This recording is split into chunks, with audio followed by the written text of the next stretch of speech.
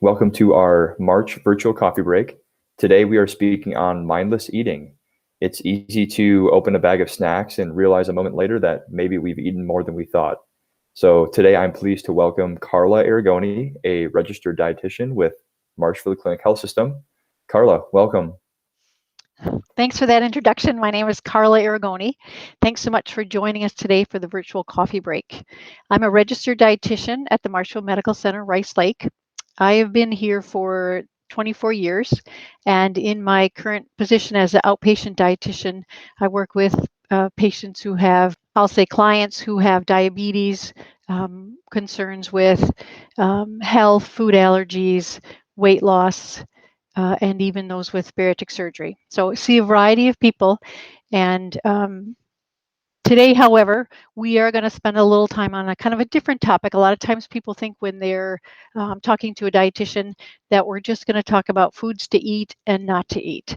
And I like to talk about how our environment affects what and how much we eat. It affects us more than we often think. So my topic for today is mindlessly eating healthy, and in celebration of National Nutrition Month. So March is National Nutrition Month, and so it's a time when we like to focus on healthier eating. So to get started, let's take a look at some things that may influence us more than we realize. So the question is, how would any of the following influence how much you eat? For example, the package size that the food is presented in, the variety of food that you have to choose from, the plate size that you're eating from, the glass shape or size that you're drinking from, simply seeing food. All of these factors can affect how much we eat.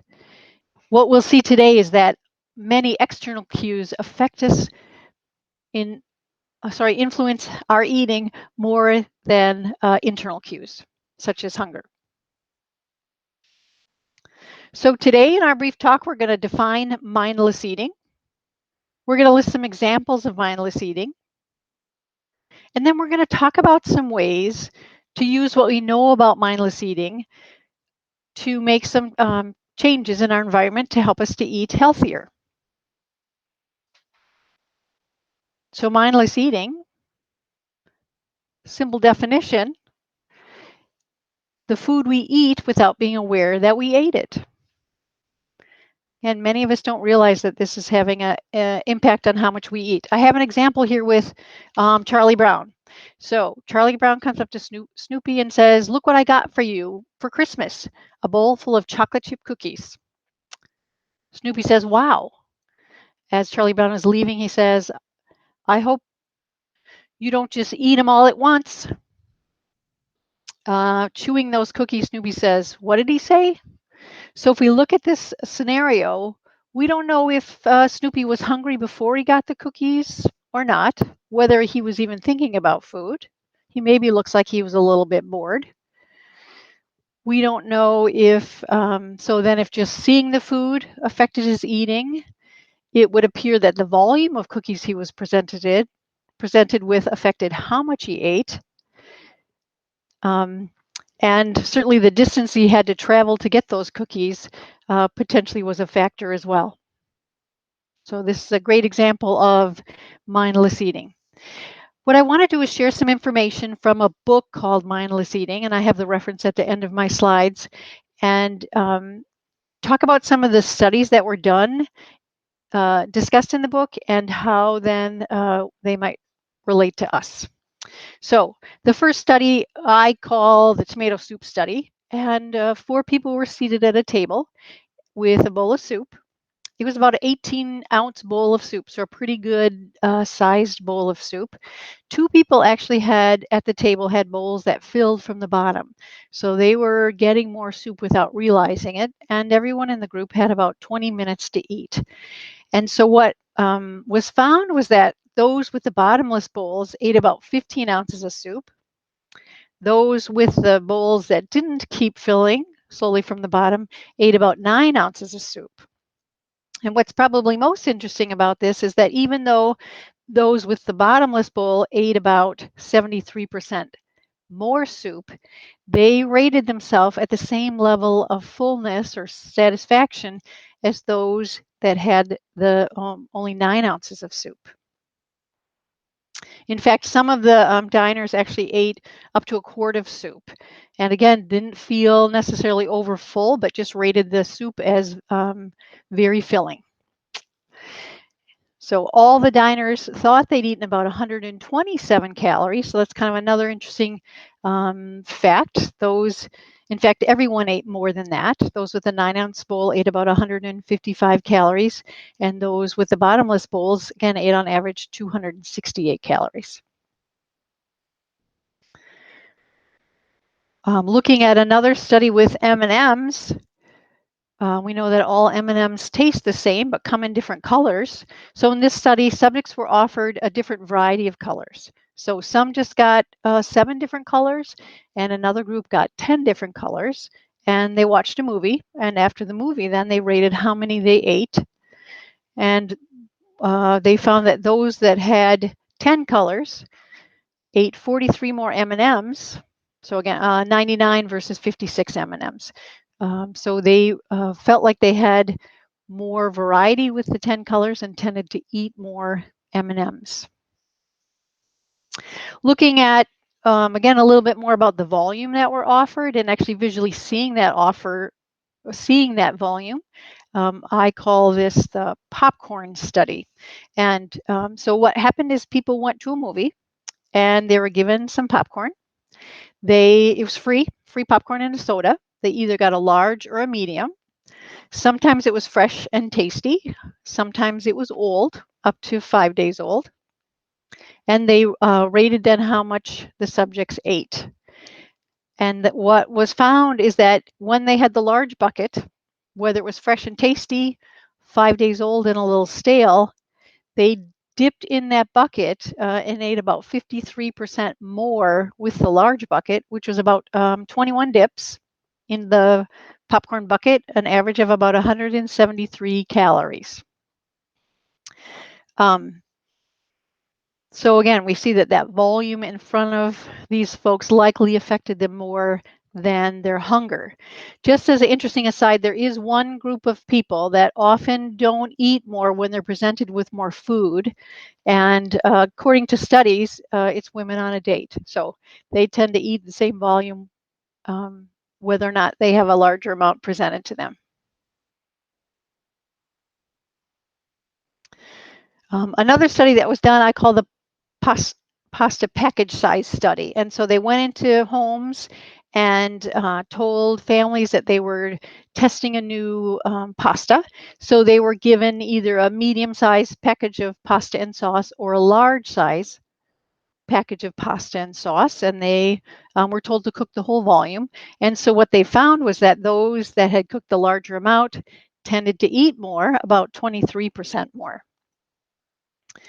And it wasn't just that group. When folks were presented with larger packages of cereal or crackers, they tended to eat 20 to 25% more. And generally with snack foods like chips and cookies and things, we even increase that percentage a little bit more. So larger packages mean we tend to serve ourselves more. And in Americans, generally, once we put it on our plate, we eat it. We tend to eat about 92% of what we put on our plate. So when we cook from a larger amount, we tend to put more on our plate, and as a result, we eat more. Most of you, I'm sure, have seen this illusion. We say which dot looks bigger. And so the black dot surrounded by the smaller dots looks bigger. We use the background as kind of a benchmark for estimating the size, but in reality, both of the black dots are the same size. So if we think a little bit about that and talk about this study, which I call the Big Bowl study. So this was actually a group of researchers that were researching mindless eating. They had just finished a project, and so this was kind of a party to celebrate the end of that project. They didn't realize that that they were actually in part of a study as their party. So they were given either a large bowl or a medium bowl. The large bowls were about a 32-ounce bowl. The medium bowl is about a 17-ounce bowl, so big bowls. And then they either had a 3-ounce scoop or a 2-ounce scoop, and they were able to serve themselves some ice cream. So when they had the large bowl and the medium-sized scoop, they gave themselves about 31% more than if they had the medium bowl and the medium scoop. But when they had the large bowl and the large scoop, they served themselves 57% more than when they had the medium bowl and medium scoop. We like to see a full bowl or a full plate when we serve ourselves. So we don't necessarily know that the folks with the big bowl and the big spoon were hungrier. Again, likely that influence was just based on the container that they had available to them. Looking again at this illusion, we've seen this before, which line is longer? We tend to think that the vertical line appears to be longer. In fact, it appears to be about 20% longer. Just as a comparison, the St. Louis Arch is actually the same width and height, but most people, we tend to look at that height and notice the height, not the width of it. So using that illusion that taller things appear to be longer or bigger, when a study was done with drinking glasses and they compared either a tall thin glass or a short wide glass, those with the tall thin glass tend to pour themselves about 5.5 ounces. Those with the short wide glass pour themselves about 9.6 ounces. And this was a study, I think it was a group of kids at like a weight loss camp. So they were learning something about that, but they certainly weren't professionals. So just to test the theory, in the book they talk about taking a group of bartenders. They had about 45 bartenders with an average of about 5 years of experience pouring, and their goal was to pour 1.5 ounces. And when they used a tall thin glass, they poured about 1.6 ounces. Again, that short wide glass, they poured 2.1 ounces. So again, it's just harder to see that volume in a short wide glass, and it doesn't appear to be as much volume. This study I call the Hershey Kiss study, and it kind of is maybe what we might call out of sight, out of mind. So in this study, secretaries were given Hershey Kisses. Half of them got them in a clear container so they could see through them. The other group got them in a white container so they couldn't see through them. And they were put on the corner of their desk, and every night the researchers would sneak in and count how many they ate and refill the container for them. So what do you think happened when they were in the clear container? They ate 77 more calories worth of kisses than when they were in the white container that they couldn't see through. And so they would have gained, perhaps, these secretaries, maybe up to about 5 pounds in a year. And again, not necessarily realizing where those calories had come from, but just from the fact that they had more access to the Hershey Kisses. So when the secretaries were asked about it, when the container was clear, they tended to think more about the Hershey Kisses. They had to decide more often whether or not to eat the Hershey Kisses. And they reached into that dish about 71% more times when it was clear versus opaque. And so when we saw with Snoopy in our opening cartoon that even the sight of food can make us think that we're hungry. Certainly that affected the secretaries. The next topic is called the health halo, and this I think is fascinating. we have an assumption that a food that's healthy for us tends to be lower in calories. I hear this a lot. People will, we often hear about the health benefits of olive oil, and people will be surprised to learn that olive oil has just as many calories as any other oil. Or we hear that nuts are healthy for us, or that avocado is healthy for us, and people are often surprised to learn that they're high in calories, and that calorie intake is still important. So in this study, the participants were offered granola, and one was labeled low fat and one was labeled regular. Those with the low fat labeled package ate 46% more, about 84 calories worth, when it was labeled low fat. And in fact, they were both the same granolas.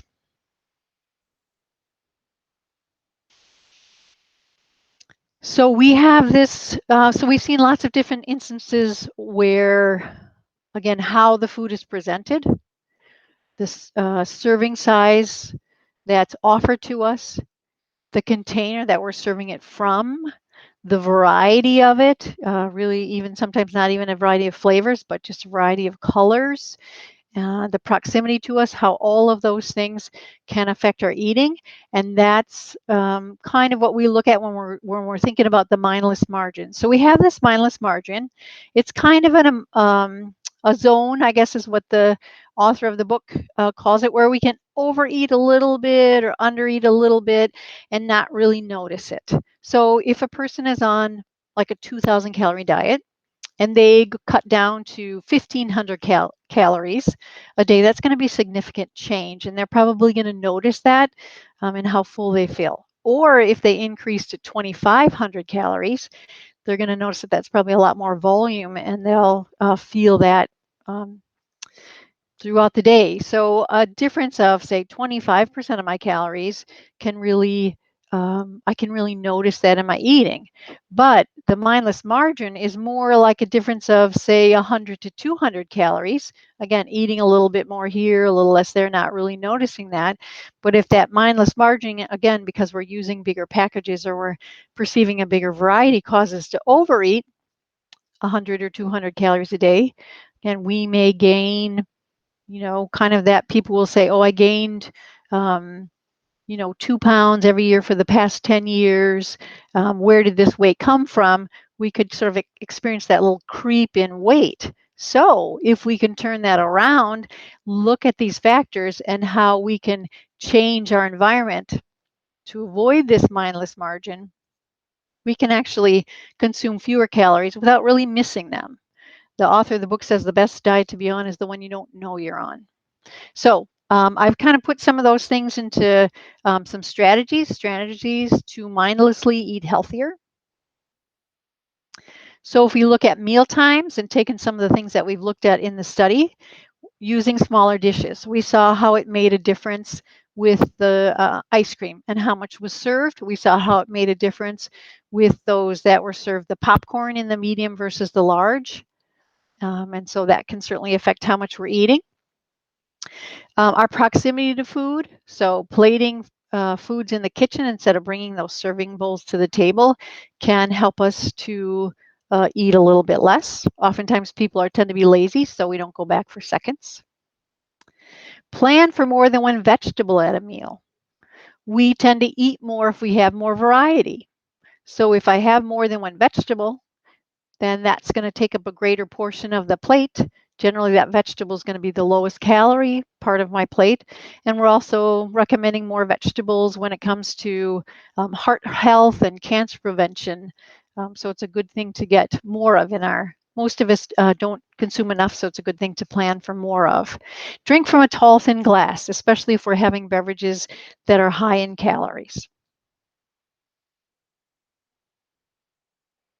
So again, just as a, kind of a thought to wrap up that meal planning, it's easier to use a small plate than to remind yourself to serve less on a larger plate. Strategies for snacking: pre-plate or pre-packaged snacks into single servings. When we eat directly from that package, we're eating from a bigger container. We don't have any record of how much we've eaten, and we tend to eat more. Again, mindless eating would say probably at least 25% more. Eat only at the kitchen table or dining room table without distraction. So the more distracted we are, likely that was an influence in our popcorn study, and even perhaps in our M&M study, that distraction. Again, we're not really paying attention to how that feels in our stomach and may tend to eat more. Keep tempting foods out of sight. Store snacks that you want to eat more of kind of at eye level in the refrigerator or kind of in that main place in the cupboard that you tend to go towards. So whether that snack is something that is contains a protein or a snack that is a fruit or a vegetable, keeping those kind of in those prime spots where we tend to head is going to help us make a better choice when it comes to a snack. Again, we tend to be a little bit lazy, so if I have to get up and go to the cupboard or go to the refrigerator, that might be enough discouraging to help me avoid a snack if I'm not really hungry. Again, especially with snack foods, we can find things that are labeled low fat, high fiber, high protein, and that kind of gets us that health halo thought going in our brain. And in reality, that may not necessarily be a better choice, a lower calorie choice. So thinking about snacks, say yes to healthier foods instead of telling yourself no to junk foods. So if I have my environment set up so those healthier foods are easy to find, I won't have to say no to myself because the junk foods aren't easy to get to. If I'm eating out, when we eat out, we tend to get big portions because they're trying to make us happy and have us keep coming back. One dangerous thing is to have the bread basket or chip basket come to the table. We often, again, mindlessly eating, we'll snack on those while we're waiting for a meal. So if I just say, hey, don't bring that to the table, once I've made that statement, I don't have to think about that anymore. Don't supersize. We tend to eat 92% of what's in front of us. So if I order smaller, I'm going to be able to eat less. And again, once I place that order, I don't have to think anymore about it. If, again, just knowing that portions tend to be big when we go out, a lot of people will ask for that takeout container, put half of the meal in there in the takeout container, and then they can just relax and enjoy the other half that they've left on their plate, and they'll forget about that other half and take that home and enjoy that for another meal. Eat slowly and savor the meal. So focusing more on the event and enjoying the company than the food, perhaps. Many people tell me when they slow down their eating that they feel full sooner. Eating on the run, we're always multitasking. If we can turn off the computer or pull the car over if we're driving or avoid eating while we're driving, we're going to be able to focus more on what we're eating and how much we're eating. Avoid eating directly from the package. Again, we're focusing on other things, the road. We're going to tend to eat more if we have, especially a larger package. Choosing calorie-free beverages while we're driving, actually when we go out, when we're at home, those calories tend not to fill us up. And if we think about that drink study, if we're using if we have a high-calorie beverage, use a tall, thin glass for that. It's tough to get healthy foods on the road, so pack yourself lunch to go, portion-sized snacks. Good way to get some fruits and vegetables in there.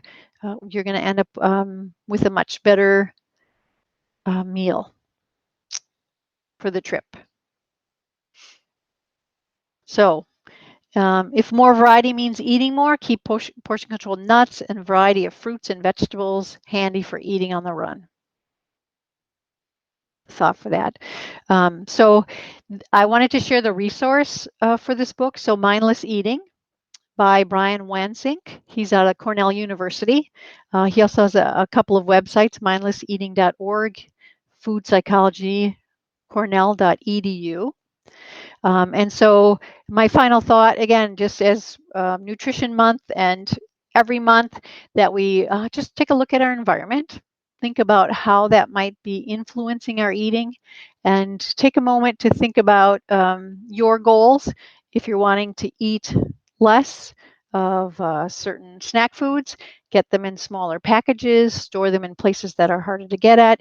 If your goal is to eat more, say, fruits and vegetables, just give those the prime real estate, and choose ones that are quick and easy to grab and eat. So thanks so much for your time today. I will be able to address questions if you list them in the comment box.